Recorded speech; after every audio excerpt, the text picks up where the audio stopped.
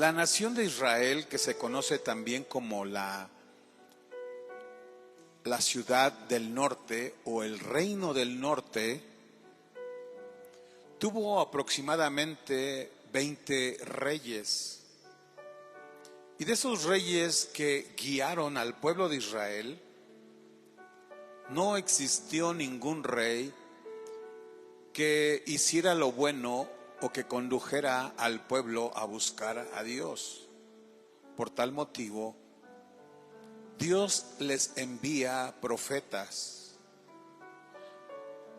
mensajeros, donde el Padre, Él busca algo muy importante. Dios, a través de este mensaje del profeta Oseas, quería mostrarle al pueblo de Israel, al reino del norte, las 10 tribus que se separaron de Judá o del reino del sur. Quería demostrarles la gravedad del pecado, las consecuencias del pecado, el peligro del pecado. Pero algo muy importante que podemos ver en cada verso, en cada capítulo de este libro de Oseas, nos damos cuenta cómo Dios aborrece y abomina la iniquidad. Podríamos decir que Dios es amor y no nos equivocamos, pero la descripción de que Dios sea amor no significa que Dios va a permitirle al hombre que viva en desobediencia, en iniquidad, en maldad. Y que toda clase de pecado que el hombre cometa, a pesar de que Dios es amor, es grande en misericordia, Él no dejará ningún pecado sin castigar. Todo pecado que el hombre cometa tiene que ser castigado por Dios. Tiene que ser juzgado por Dios. Dios ve el pecado del hombre, de la gente. Él lo ve como rebeldía, rebelión.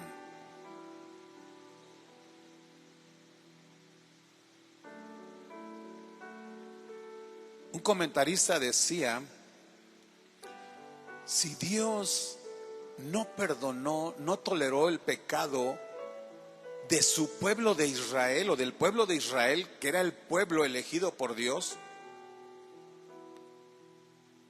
y no lo pasó por alto, ¿cómo Él va a pasar por alto el pecado de la gente que no es su pueblo, que no son hijos de Dios? Eso es imposible. Y este es el mensaje que Dios da a través de Oseas, versículo 1. Mientras curaba yo a Israel, se descubrió la iniquidad de Efraín y las maldades de Samaria, porque hicieron engaño, y entra el ladrón y el salteador despoja por fuera. ¿Por qué menciona aquí este verso que mientras curaba yo a Israel? Esto significa que Dios les estaba dando oportunidad para arrepentirse. Curarlos significa sanarlos de sus pecados, perdonarlos de sus pecados. Pero Dios los perdonaba y ellos volvían a pecar. Dios sanaba su alma y ellos por el pecado se volvían a enfermar espiritualmente. Mientras yo los curaba, les daba la oportunidad del arrepentimiento, dice: yo descubrí su pecado, su iniquidad, que ellos no tenían el deseo de arrepentirse. Y cuando el hombre sigue y continúa en pecado, es imposible que Dios pueda tener misericordia de él. Las maldades de Samaria. ¿Por qué se menciona este lugar de Samaria? Sabemos que cuando se dividen en el año 930, se dividen las tribus. La tribu de Roboam, que era la tribu de Judá del sur, ellos permanecieron en el centro de Israel. Ellos quedaron en Jerusalén. ahí estuvo el centro principal. Pero como Israel, las otras 10 tribus se separaron con Jeroboam primero, él mudó su reino, su cuartel, y lo instaló en Samaria. Ahí estaba el centro de operación de Israel del norte. Se cuenta que esta ciudad de Samaria es la capital del reino del norte.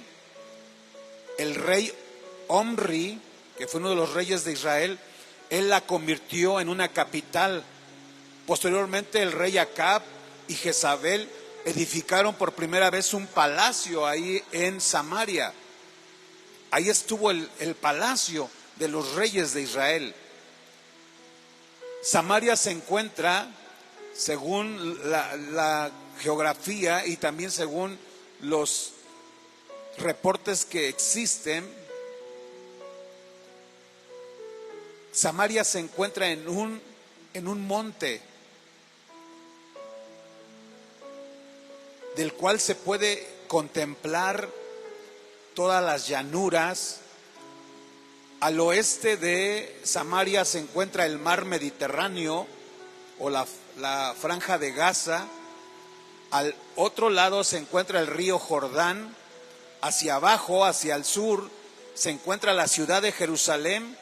Y hacia el norte se encuentra de Samaria el valle del Meguido, donde va a ser la batalla de Armagedón.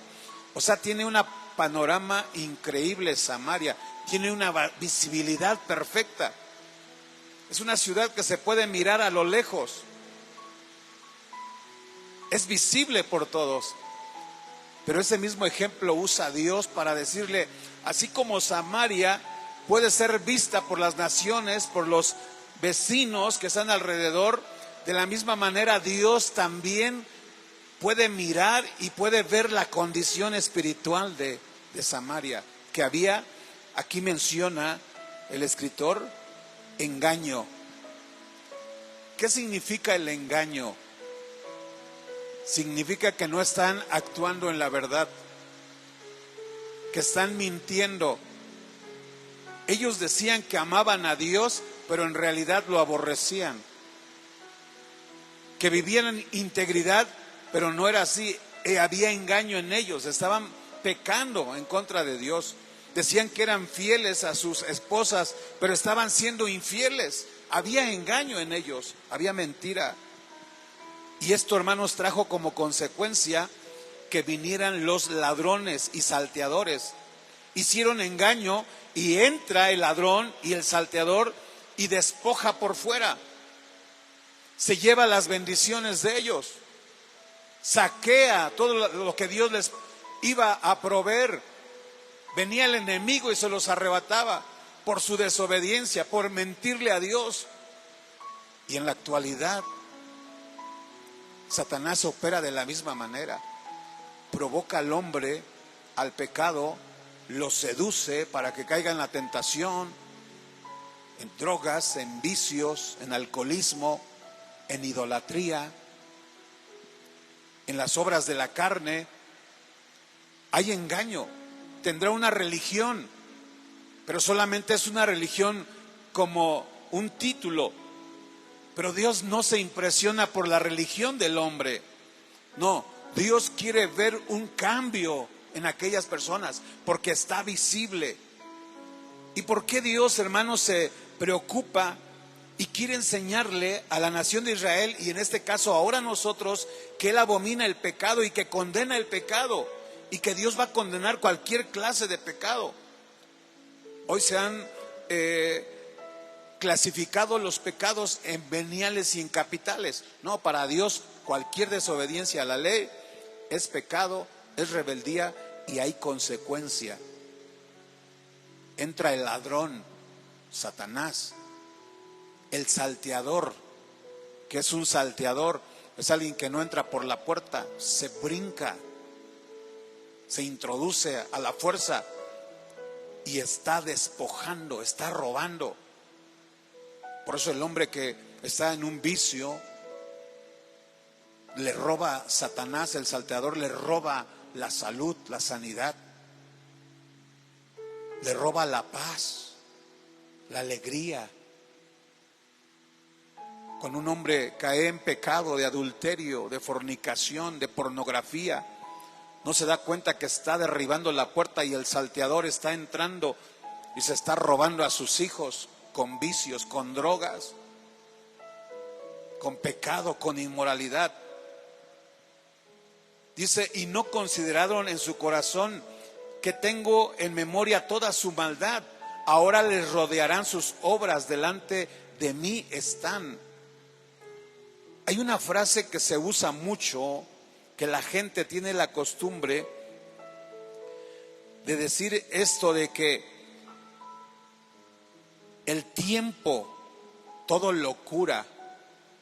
Cuando alguien comete un pecado, equivocadamente a veces piensan, los que no tienen el conocimiento de la palabra o que no han escuchado las Sagradas Escrituras, piensan que si cometen un pecado y que nadie se enteró y que con el tiempo se va a pasar, ya Dios los va a perdonar. No, hermanos, el tiempo no todo lo cura. Dios no se olvida de esos pecados. Dice aquí, tengo en memoria toda su maldad, la tengo presente.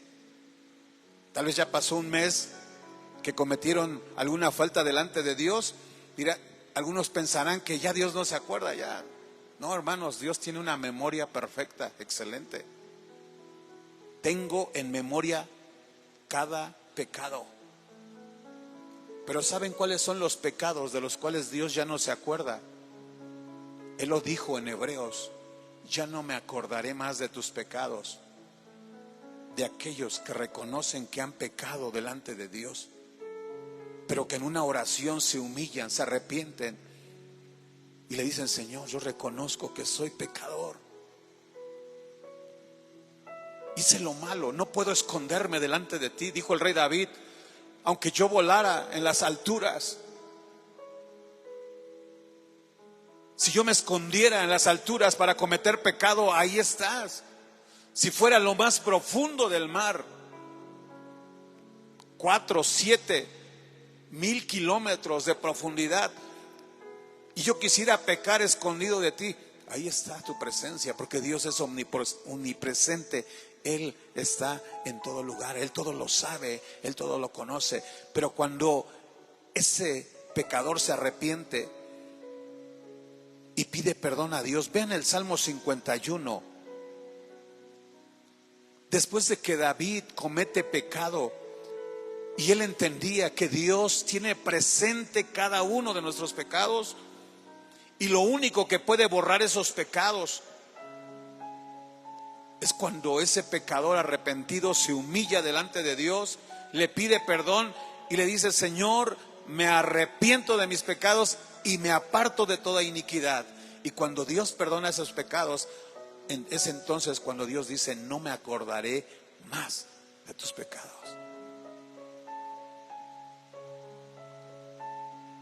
Ten piedad de mí, oh Dios. Ten piedad, ten misericordia de mí. Vean cómo se humillaba David.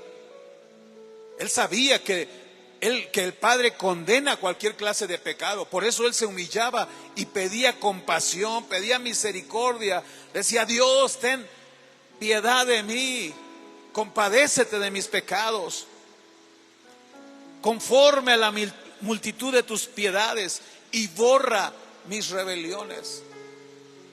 Esos son los pecados de los cuales Dios ya no se acuerda. Solo aquellos que Dios ha borrado con la sangre de Cristo en la cruz del Calvario. Solo esos son los pecados que Dios ya no se acuerda más. Cuando se confiesan, cuando uno se arrepiente, le pide perdón y se aparta de esa iniquidad, Dios tiene misericordia.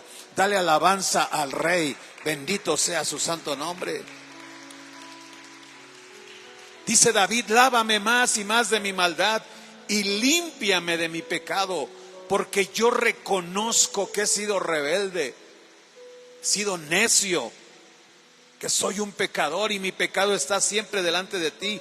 Contra ti solo he pecado y he hecho lo malo delante de tus ojos. Ven cómo él se humilla delante de la presencia de Dios y él alcanza misericordia. porque sabe que Dios tiene presente cada ofensa que el hombre comete. Regresamos a Oseas, capítulo 7, verso 3. Con su maldad alegran al rey y los príncipes con sus mentiras. Ahora ya es una acusación de parte de Dios, porque aunque Oseas escribió este libro, pero son palabras de Dios, es un reclamo de Dios. Ya vimos esos reclamos de Dios, hermanos. Dios le reclamó a Israel porque estaba viviendo una fornicación espiritual. Lo adoraban a él, pero también adoraban a sus ídolos, a otros dioses. No reconoció Israel que la bendición, la provisión venía de Dios, y le agradecían a otros dioses paganos. En lugar de ofrendarle, ofrecerle culto a Dios, le ofrecían culto a los Baales. No estudiaban la palabra, no tenían misericordia ni conocimiento. Se olvidaron y dejaron de servir a Dios, y Dios no se los perdonó. Prevaricaron contra Jehová, significa se burlaron de sus mandamientos, porque traspasaron el pacto, quebrantaron. Ya había un pacto donde Dios les dijo: Israel, quieren que yo los bendiga, ustedes tienen que obedecer mis mandamientos, pero ellos traspasaron el pacto, no cumplieron ese compromiso, violaron el pacto. Y el reproche de hoy, se llenaron de soberbia. Dios le reprocha a Israel por la soberbia de Israel, y por esa soberbia de Israel se apartaron y se rebelaron contra Dios por su soberbia, y Dios les reprocha. Y dice aquí en el versículo número 3: con su maldad alegran al rey y a los príncipes con sus mentiras. Significa que ni el rey Jeroboam II, que tenía la autoridad, ni él estaba buscando a Dios. No, el rey se alegraba del pueblo, les dio la libertad. Pueden pecar, pueden vivir como quieran, no pasa nada. Esa maldad del pueblo de Israel le causaba alegría a Jeroboam, a los reyes de Israel. Dice: todos ellos son adúlteros, son como horno encendido por el hornero.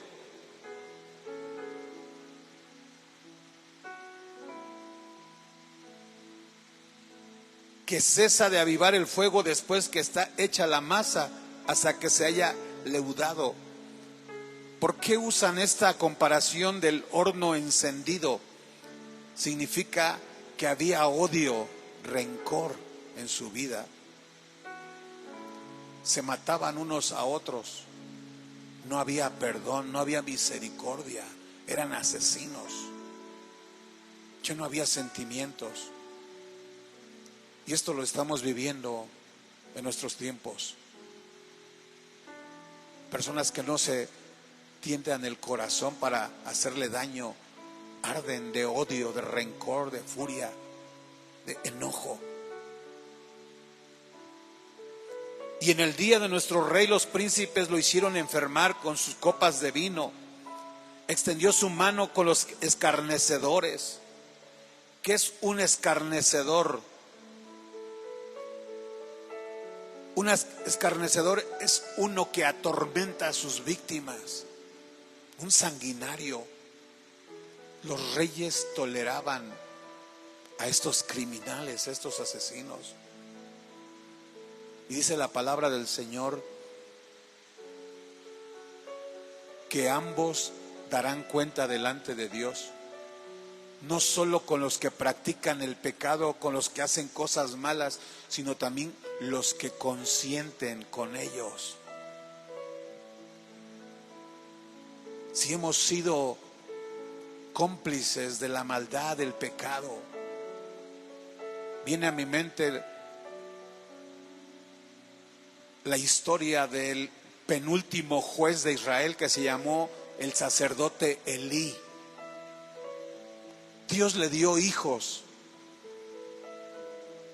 pero esos hijos no quisieron servir a Dios, no continuaron con el mismo ministerio de su padre. Al contrario, ellos vivían solamente, eran mercaderes del culto judaico. Ellos solamente buscaban beneficio, provecho, buscaban a Dios, pero solamente para sacar un provecho personal. Y al final Dios los mató. Y tristemente Elí también, cuando él se entera que en la batalla, en la guerra, sus hijos habían perdido la vida, de la impresión que sucedió con el sacerdote Elí, se fue hacia atrás, donde estaba sentado recargado en la silla, se golpeó en el concreto y ahí perdió la vida, porque él se complació con el pecado de sus hijos. Él no fue responsable de los pecados de sus hijos, él fue responsable de no estorbar a sus hijos para el pecado. Y es lo que sucedía. Embriagaban a los reyes de Israel, a los príncipes, y estos príncipes le toleraban todo a esos asesinos criminales. Aplicaron su corazón semejante a un horno, a sus artificios. ¿Qué significa esto de horno y sus artificios? En lugar de adorar al Creador, ellos empezaron a crear figuras para venerarlas y postrarse delante de ellas. Y Dios repudia y abomina esa idolatría. Y aunque el hombre busque todo tipo de explicación, es que yo no adoro, yo solamente venero. Aunque no adores, aunque veneres, pero lo que estás haciendo, esa es una idolatría. Y Dios la repudia, la rechaza. Si no se lo perdonó a Israel, no lo perdonará con cualquier otra persona. Dios quiere que aquel que está venerando a ídolos, rindiendo culto a sus artificios, a lo que él construye, que abandone esa idolatría y se vuelva a Dios, y que adoremos a Dios, porque Él es el único que merece la gloria. ¿Cuántos creen que Dios solamente merece la gloria? Nadie más, no existe alguien arriba de Dios. El Padre es el primero. Jesús dijo: yo soy el alfa y la omega, el principio y el último. Él es el primero y el último. Él es el único que merece la gloria. Y adoramos al Señor Jesucristo. No adoramos a ningún líder, no adoramos a ningún hombre, no adoramos a ninguna mujer. Únicamente le damos la gloria al Señor Jesucristo, al Padre y al Espíritu Santo, porque Él es nuestro Creador. Dale la gloria al Señor. Bendito sea su santo nombre.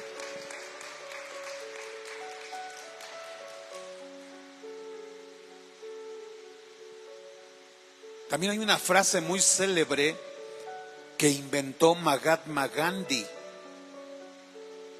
Dice que Dios aborrece al pecado, pero ama al pecador.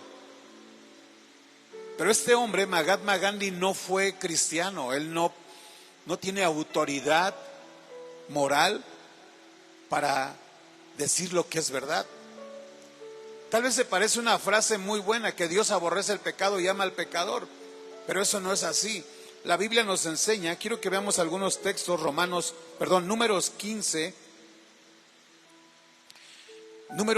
15, verso 32, dice de esta manera la palabra del Señor. Números 15, 32. Estando los hijos de Israel en el desierto, hallaron a un hombre que recogía leña en día de reposo. Y los que le hallaron recogiendo leña lo trajeron a Moisés y a Aarón y a toda la congregación, y lo pusieron en la cárcel porque no estaba declarado que se le había de hacer. Y Jehová dijo a Moisés: irremisiblemente muera aquel hombre, apedréalo toda la congregación fuera del campamento. Entonces lo sacó de la congregación fuera del campamento y lo apedrearon, y murió como Jehová mandó a Moisés. Cuando el pueblo de Israel venía saliendo ya de Egipto, de la libertad, estuvieron 430 años esclavos bajo el imperio, bajo el yugo de los faraones. Dios llama a Moisés y a Aarón, su asesor, para libertar. Y Dios los sacó de la esclavitud. Los llevó por el desierto por 40 años, una travesía que duraría no más de 3 meses. Y hubo una indicación de que Dios iba a enviar maná, un alimento del cielo, pero que solamente tenían que recoger lo necesario. Pero un hombre desobedeció. Y vean cómo Dios inmediatamente envió juicio. El Salmo número 5, verso 4, nos damos cuenta que esa famosa frase de que Dios aborrece el pecado solamente y ama al pecador, eso no es bíblico. O sea, Dios ama al mundo, pero Él jamás va a amar al pecador. Es cierto, todos son pecadores, pero el Señor le da la oportunidad a ese pecador a que se vuelva a Él. Pero si el hombre continúa en pecado, no lo ama, porque ese es un pecador. Alguien que sigue practicando el pecado no es amado por Dios. Dice Salmo capítulo 5, verso 4. Porque tú no eres un Dios que se complace en la maldad. El malo no habitará junto a ti.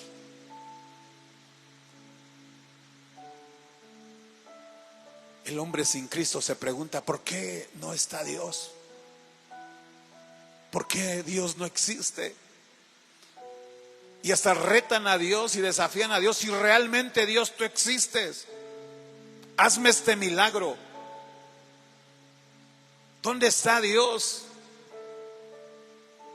Decía una mujer atea, le decían al hermano Darío Salas, un escatólogo que ya está con el Señor, le decía una mujer atea: ¿y quién fue al cielo para decir que sí existe? ¿Quién ya murió y fue al cielo para decir que sí existe? Y le dice el hermano Darío Salas: ¿y quién ya fue al cielo para decir que no existe?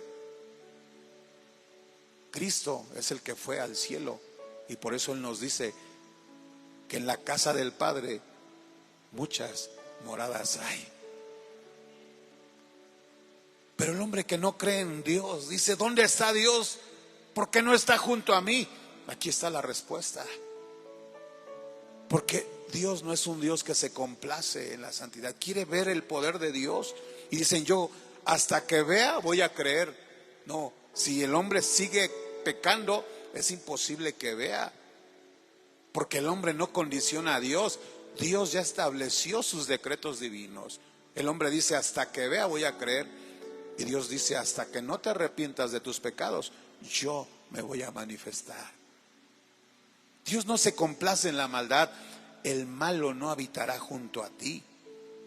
Los insensatos no estarán delante de tus ojos. Aborreces a todos los que hacen iniquidad. Vean cómo dice la Biblia que Dios aborrece aún al pecador. Dios no ama al pecador.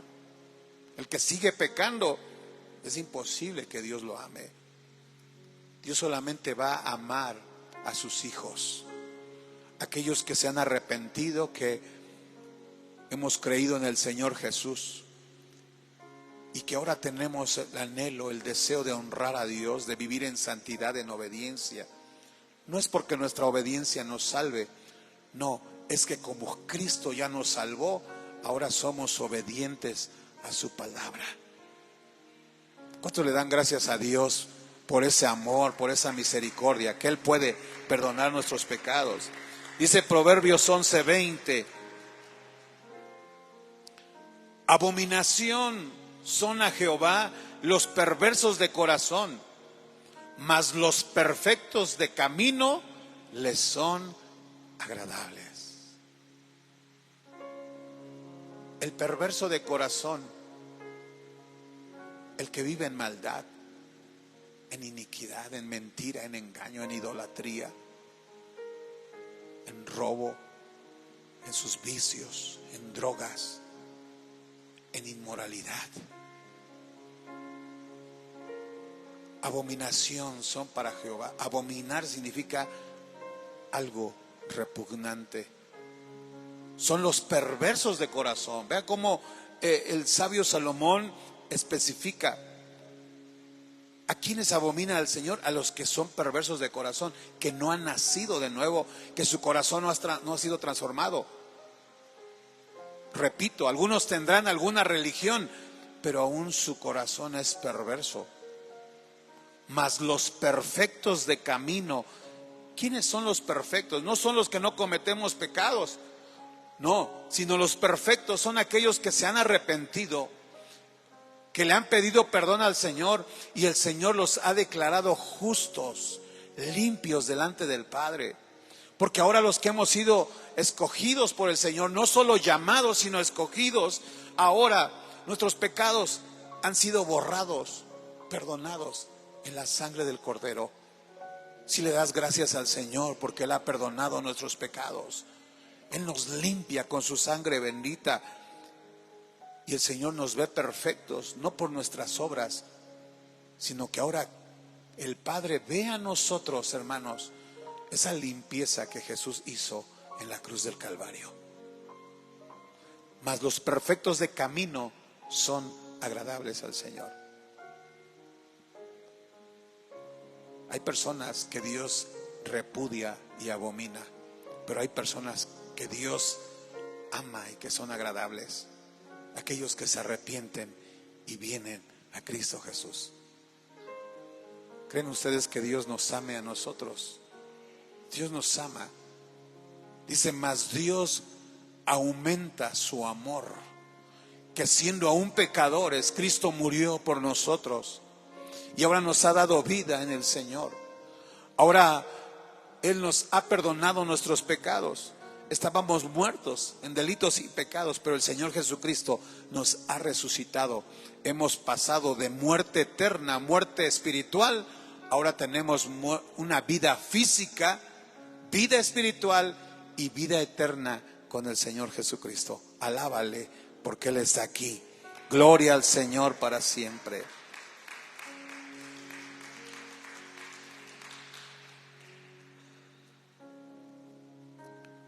Todos ellos arden como un horno, verso 7, Oseas 7:7. Cayeron todos sus reyes y no hay entre ellos quien a mí clame. Los reyes de Israel todos cayeron, fracasaron, no triunfaron, fueron derrotados. Y en lugar de clamarle a Dios, el rey de Israel pidió ayuda al rey de Egipto y al rey de Asiria. ¿Y saben qué sucedió después? Asiria los derrotó, los venció. Versículo 8: Efraín se ha mezclado, se ha contaminado con los demás pueblos. Contaminar con los demás pueblos significa imitar lo que la gente hace. A veces se ve el pecado tan natural y dice: no, pues si el otro lo hace, y hasta peores cosas que yo. Se contamina, se mezcla, pero no, Dios no va a tolerar.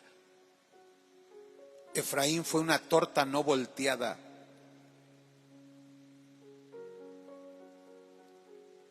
¿Qué sucede cuando nosotros cocinamos, por ejemplo, en un horno? En Estados Unidos se le llama torta a los pasteles. Esa es la frase que se usa o la palabra que se utiliza. ¿Qué sucedería si tú metes un pastel al horno, pero solamente lo coces de un lado y ahí lo dejas? ¿Qué va a suceder? Por un lado se va a quemar y por el otro va a estar crudo. Uno no se comería algo así, un pan, por más de que la masa esté bien preparada, con todos los ingredientes, con saborizantes. Uno no se comería una torta quemada y por otro lado cruda. Dice Jehová: Efraín, Israel del norte, es una torta no volteada.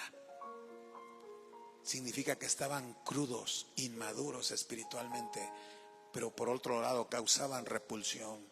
repudio. Devoraron extraños su fuerza. Y él no lo supo, y aún canas le han cubierto y él no lo supo. Vean cómo, hermanos, el pecado envejece, el pecado deteriora, el pecado destruye al hombre. También la soberbia de Israel testificará contra él en su cara, y no volvieron a Jehová su Dios ni lo buscaron con todo esto. Efraín fue como una paloma incauta sin entendimiento. Llamaron a Egipto, acudirán a Asiria. Cuando fuere tenderé sobre ellos mi red, les haré caer como aves del cielo, les castigaré conforme a lo que se ha anunciado en sus congregaciones. Por su desobediencia, paloma incauta. Una persona incauta significa que no tiene cautela, que no tiene sabiduría, no tiene prudencia, no es inteligente, sin entendimiento. Y es lo que le roba el enemigo. Cuando el hombre peca, el hombre sin Dios practica la maldad, el enemigo coloca una venda en los ojos, le ciega el entendimiento.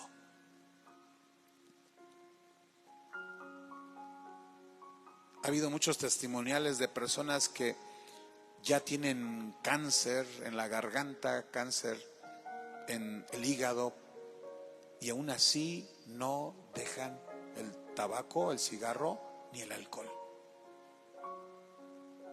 No tienen entendimiento. El enemigo cegó su entendimiento. Tenderé mi lazo o mi red y caerán como un ave, los castigaré. Ay de ellos, dice Jehová. Vean cómo le dolía a Jehová, hermanos, ver que él les advertía a través de Israel, mandaba mensajeros, pero Israel no quería entender. Y es lo que pasa con nosotros cuando le predicamos a alguien, le compartimos y sentimos dolor porque no entienden. Y hasta nos duele nuestro corazón. Dice el verso 13, ay de ellos,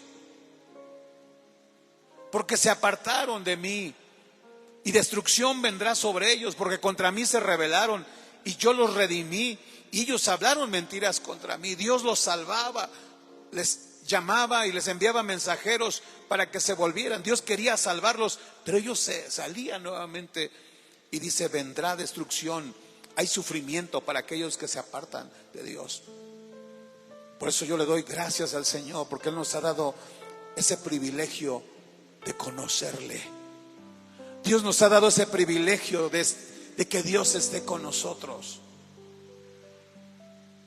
Aquellos que se apartaron de Dios, Dios los destruyó. Pero los que están cerca de Dios, Dios no los destruye, Dios los bendice. Por eso es el mensaje, el mismo mensaje para Israel, es el mensaje para ahora, para la gente que nos escucha. Que no se aparten de Dios, que se aparten del pecado y se vuelvan a Dios, para que alcancen misericordia, para que Dios tenga misericordia de ellos.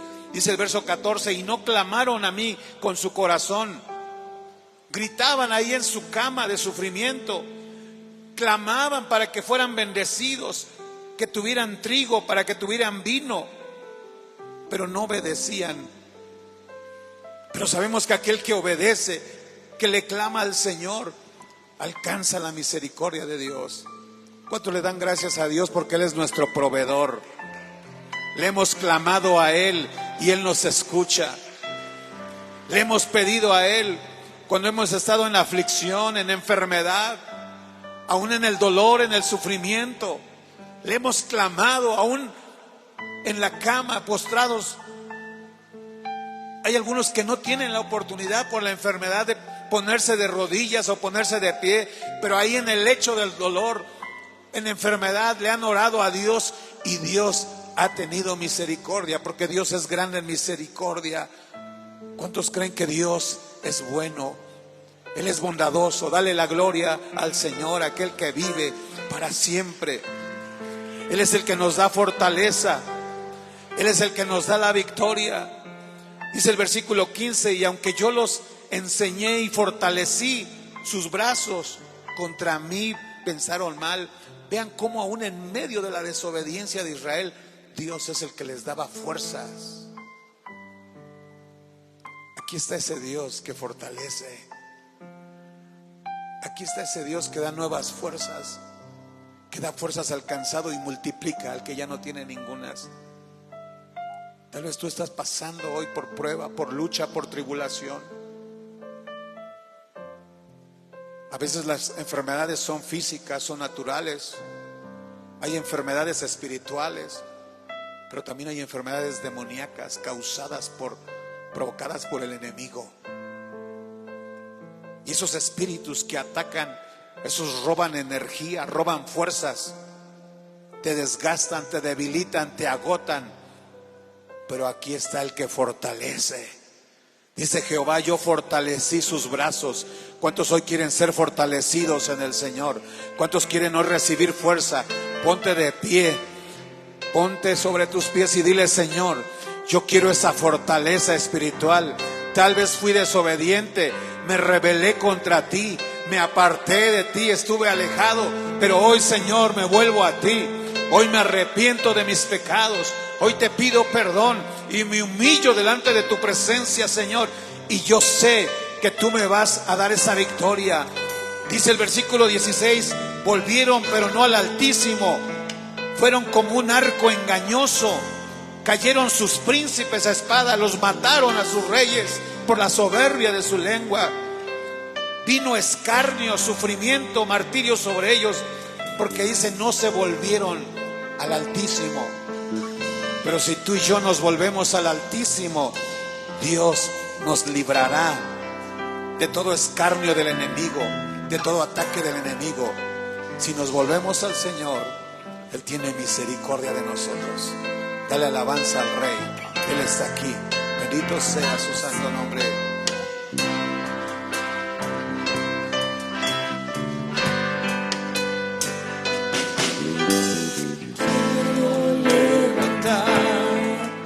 Mis manos, maravilloso Jesús, Aquí estamos, Señor. milagroso Señor, Señal llena este lugar con tu presencia, y haz descender tu poder a los que estamos aquí. creo en ti.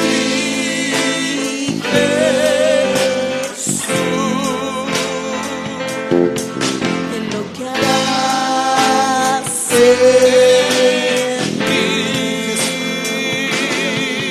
creo en ti, Jesús. Lo que harás en mí, en mí.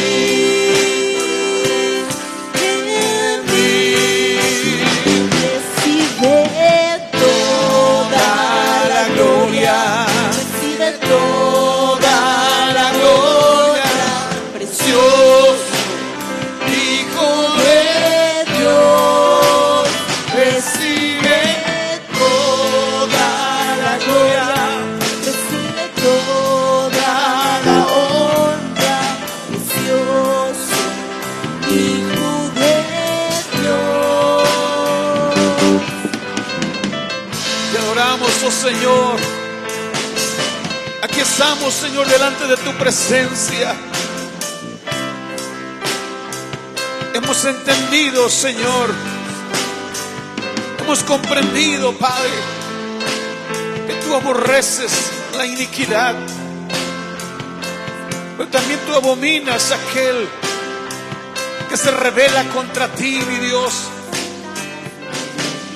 Pero también comprendemos a través de tu palabra que aquel que se humilla, aquel que esconde sus pecados no prosperará, pero el que los descubre y los confiesa alcanza misericordia, Señor.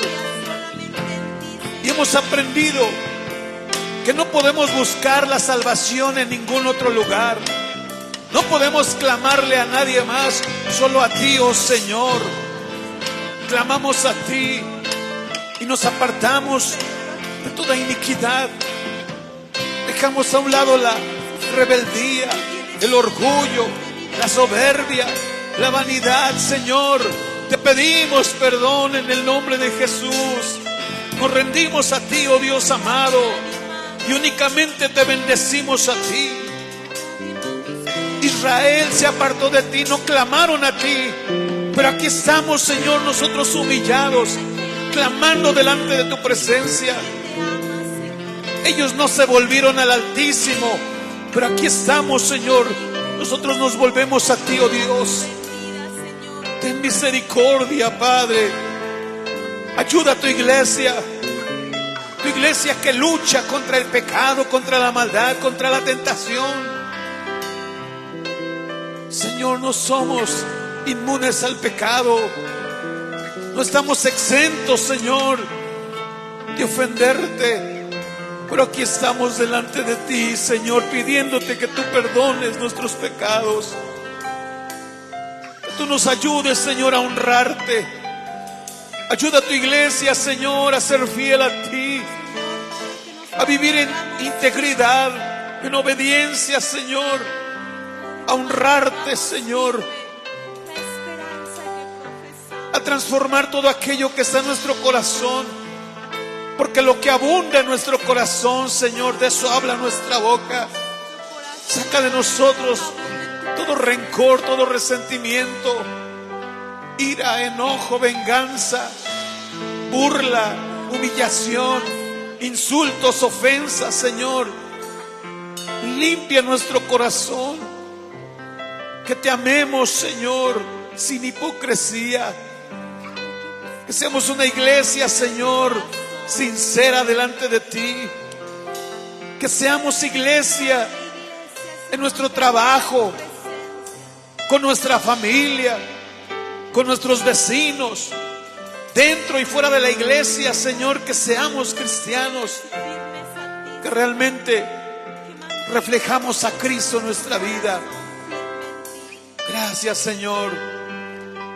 Gracias, Señor. Esa soberbia del hombre, ese espíritu de superioridad en el hombre, su autosuficiencia, su capacidad, a veces no le permite humillarse y sentir esa necesidad de Dios. Te pedimos, Señor, por aquellos que aún no, Señor, se han quebrantado delante de ti, que no se han arrepentido de sus pecados, Señor, que hoy lo hagan. Salva, Señor, a tu iglesia. Salva, Señor, a los que no han nacido de nuevo. Transforma su corazón. A nuestra familia, de los que les hemos compartido el evangelio, pero que no han tomado una decisión, yo te pido, Señor, que tú los salves, los perdones, los alcances. Alcanza a nuestra familia. Seguiremos clamando por ellos, Señor. Te seguiremos pidiendo que tú los salves, Padre. Gracias por esta palabra. Vamos a salir, guárdanos, cúbrenos bajo tu abrigo, bajo tu sombra, Dios omnipotente. Que el amor de Dios, que la gracia de Jesucristo y la comunión del Espíritu Santo, la unción y el poder del Espíritu Santo de Dios se derrame en nosotros hoy y siempre. Amén.